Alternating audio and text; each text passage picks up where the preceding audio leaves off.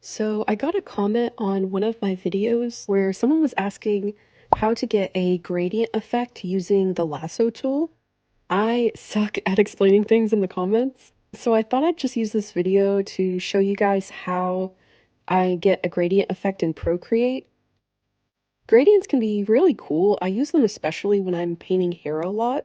So hopefully you find this video helpful, and yeah, let's get to it. Before we start, I am going to use my lasso tool just to quickly fill in my character. I'm just using a random color here, and I'm going to alpha lock this layer. And then I'm also going to add a new layer on top and set it to clipping mask. So this is going to make it so that all of my coloring on this layer stays within the shape underneath that I already have. So if you're not sure about how to set clipping masks and alpha lock layers and all that jazz, I have a whole video going over all of that stuff that I'll link in the description below and in the video that you can check out. So there's two super easy ways to make a gradient that I like to use while I'm painting. The first one I want to show you is using the Gajan blur. So what I'm going to do here is use this clipping mask layer that I made to color my hair with the first color. Again, I'm just using the hair as an example, but you can actually do this with any part of your painting, even the background. And next I'm going to add in my second color. So we'll just use this orange color. That might look cool. So this next part is really important because if I just try to blur this layer like I have it, it's going to look like this. You can see that it's blurring all of the edges, which means even the hair around the face. Like you can kind of see what I mean right here.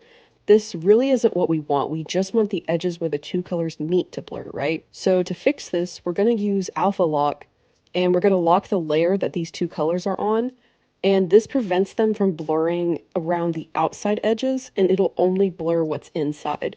So with my alpha layer locked, I'm going to go up to my menu and choose the Gaussian blur. And now I can take my finger and use the slider to blur these colors together. And you can see that the more that you blur the colors, the less dramatic the transition is. You can play around with this and figure out your preference. I'm just going to kind of put it right here. And yeah, there you go. That's one super easy way to get a gradient effect. And then from here, you can kind of render on top. You can color pick and render on top of it if you want. And then the other easy way to get a gradient effect is just to use the airbrush that comes free with Procreate.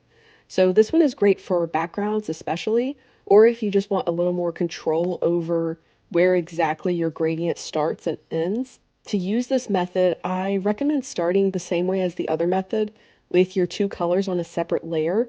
You can either use clipping mask again, or you could also just use the lasso tool to select the area that you want your gradient to be. So this time, instead of using Gaussian blur to get that gradient, you're just going to take the airbrush and lightly color in the gradient that you want. So you'll start with your first color and then add your second color, and then you'll just use the airbrush to kind of blur them in the middle.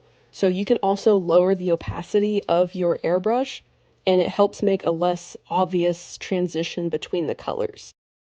And there you have it.